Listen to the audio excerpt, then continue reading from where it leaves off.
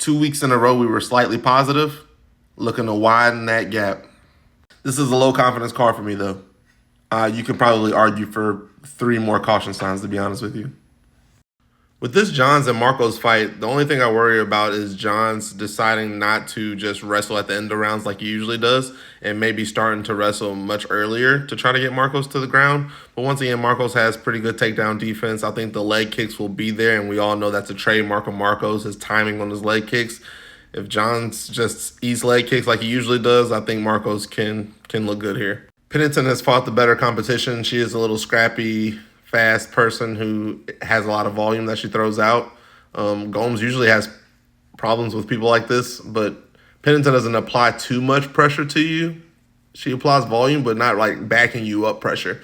And I think that Gomes will be comfortable not being on her back foot all the way. She'll be able to be in the middle of the ring a little bit with her, and I think she'll probably land something strong in this match.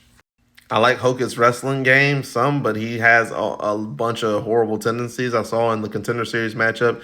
And this other guy is a question mark because I didn't get to see a lot of his footage. That's why there's a caution sign here.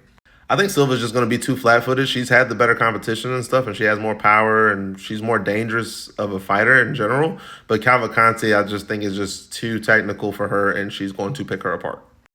Emmer starts off these fights aggressive these days, and Hyder Emil comes forward and throws flurries and looks to get you out of there as soon as he's capable. I think that Emmers will trade with him at some point, and Emil will probably catch him. CLD's very striking, is great and fun to watch, and he can beat most, but I just think he's going to have a problem with Tulio, who comes forward with amazing amount of volume and every strike having power behind it, which is what gives Charles Duncan problems. I honestly think Barcelos and Simon is kind of similar. I just think Ricky Simon is a little bit younger. I think he has a little bit better wrestling, and I think that will probably play out that way. Bonfim's very explosive here, and he comes out very aggressive at the beginning of rounds, but Chris is so good at countering when people do that. I expect him at some point to land a hard elbow on the feet in this matchup. Salikov and Medic, either one, whoever lands first, really hard, I probably is going to win this fight. I think they both can be chinned here, and I think somebody will be chinned here. I think that's the guarantee in this fight. But give me Medic. I like what I saw in the improvements of Morales, and I think he'll be able to take Schnell down. So I think Morales is more focused than he's ever been, and I think Schnell is past his prime. I know there's a chance that Bonfim just takes this to the ground, wrestles him, and subs him or holds him against the fence.